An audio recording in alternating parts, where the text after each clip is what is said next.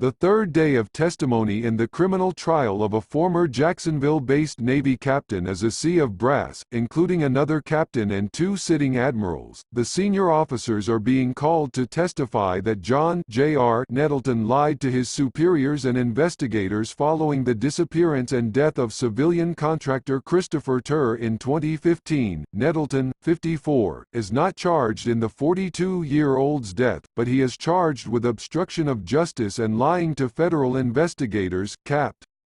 Alonza Ross, who was Nettleton's second-in-command at Naval Base Guantanamo Bay, testified Thursday that then-Cmdr. Nettleton lied twice when directly asked if Tur came to his house the night he went missing. His body was later recovered from the waters of Guantanamo Bay.Related, Drinking, Fighting and Infidelity Take Center Stage in trial of former Navy CaptainWhen asked a third time, Ross said Nettleton admitted Tur came to his house but didn't acknowledge the pair got in a bloody fistfight. I asked, Ross testified.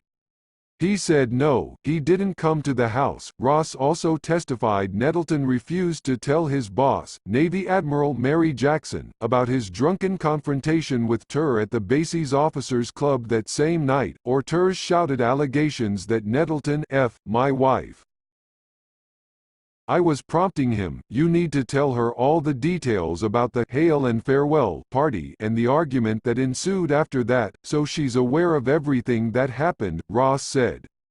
He said she didn't need to know all that. Thursday's testimony included Admiral Christopher Gray, who was Jackson's chief of staff in 2015 when he was removed from command. Gray testified that Nettleton initially provided very little information about the matter. He reported Tur as a missing person without saying anything about his affair with his wife, the explosive confrontation they had at the officers' club or the fight at his home. Nettleton did eventually acknowledge Tur came to his house, Gray testified. He said, I didn't say anything sooner because I didn't think it was particularly relevant, which was stunning to me. It was incomprehensible that he thought I would feel this was in no way relevant, that a man had gone missing and shown up dead and he was the last person to see him at his house, and the greater implications because of that. Even after Nettleton acknowledged Tur came to his house the night he went missing, he never said the two fought. My jaw dropped to the ground, Gray said.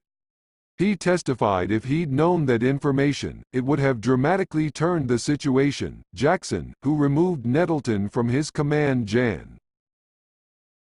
21, 2015, testified he misdirected her and other officials to conceal his confrontation with Tur and the fact that he was the last person to see him. Nettleton could face up to 100 years in prison if convicted of all counts against him. There is no court Friday. The trial, which is expected to last 3 weeks, resumes Monday morning.